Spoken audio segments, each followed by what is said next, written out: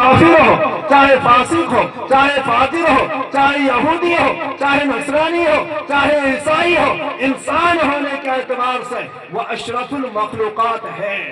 تو اندازہ لگائیے تمام کائنات میں افضل اور اشرف اور اعلیٰ انسان ہے۔ ایک مثال دیتا ہوا چلو، آپ کی ایک مثال سے سمجھ میں آئے گا ایک مسئلہ ہے فقہی اعتبار سے۔ ایک شاید میں نے پہلے بھی گزشتہ سال بھی بتایا تھا، ایک آدمی نے اپنی بیوی سے کہا اگر تو چاند سے زیادہ خوبصورت نہیں تو تجھے 3 طلاق۔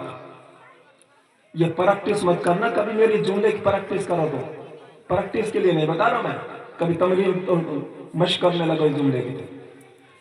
اس کی عورت بیوی بہت خوبصورت تھی، بہت محبت کرتا تھا، اسے بس وہی نظر آتی تھی، دنیا میں کوئی نظر نہیں آتا۔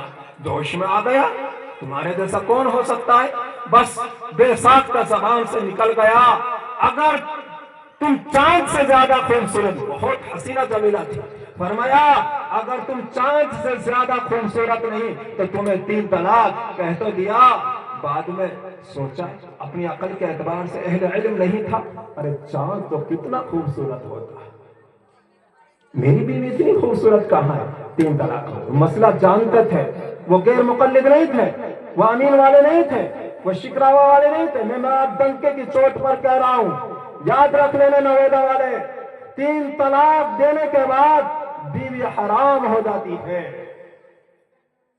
آج ہمارے نوجوان 3 طلاقیں دینے کے بعد کوئی امین والوں کے پاس جا رہا ہے، کوئی شکراوا جا رہا ہے، غیر مقلدوں کے پاس، ان کے یہاں 1000 طلاق دو تب بھی طلاق ایک ہوتی ہے۔ اس لیے میرے بھائیو، علماء کرام سے معلوم کرو، میل کھیڑلا جاؤ، 3 طلاق دینے کے بعد بیوی حرام ہو جاتی ہے۔ اسی کو اللہ ایک بات یاد آ گئی، اللہ کے نبی نے پہلے ارشاد فرما دیا تھا ایک زمانہ آئے گا کہ لوگ اپنی بیویوں کے ساتھ زنا کریں گے۔ میرے بھائیو آج احساس ہوتا ہے، اس وقت سمجھنے میں بڑی پریشانی تھی، کیسے اپنی عورت کے ساتھ زنا کر سکتا ہے؟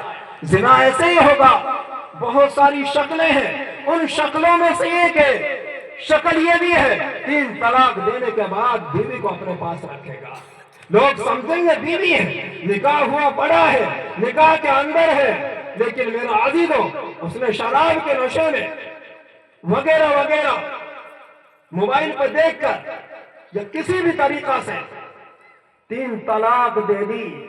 بہت سارے معاملات ہیں، معاملات میں سے معاملات چھٹے، ایک بات اور یاد آ گئی، مجھے یاد دلا یہ بات، مجھے عرض کر دی ایک بات، ٹھیک پہلے پورا کر دیتا ہوں۔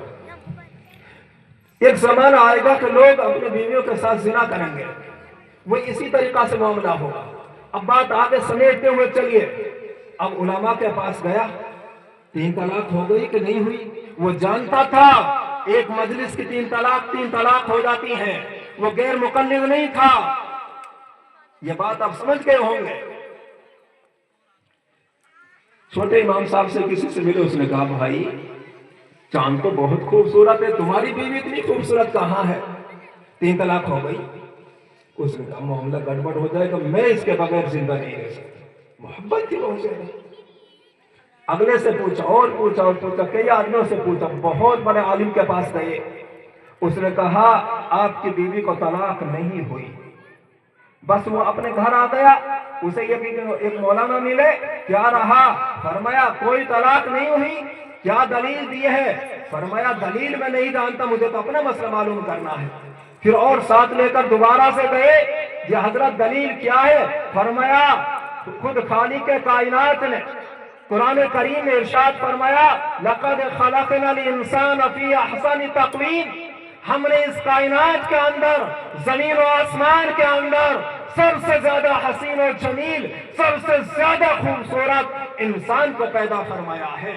یہ علماء کرام تشریف فرمائے ہیں، مقابلے کے لیے، کمپٹیشن کے لیے، ہمارے یہاں عربی کے اندر، عربی لغات کے اندر سب سے بڑا صیغہ اسم تفضیل کا آتا ہے۔ کمپٹیشن کرنے کے لیے، مبالغہ کا کمپٹیشن نہیں ہوتا، وہ کثرت کو بیان کرنے کے لیے آتا ہے، لیکن کمپٹیشن کے لیے، ایک دوسرے سے مقابلہ کرنے کے لیے سب سے بڑا صیغہ اسم تفضیل کا آتا ہے، اس سے بڑا کوئی صیغہ نہیں آتا۔ قرآن کریم نے اسی صیغے کو بیان فرمایا۔ اللہ تعالیٰ فرما رہے لَقَدْ خَلَقْنَا الْإِنسَانَ فِي أَحْسَنِ تَقْوِيمٍ۔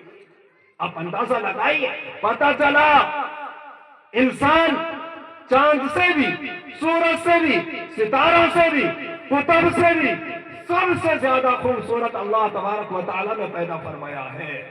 اور وہ انسان چاہے کالا ہو، چاہے داتنا ہو، چاہے پیچھا ہو، چاہے لنگڑا ہو، چاہے لولا ہو، وہ انسان بھی چاند اور ستاروں سے زیادہ خوبصورت ہے۔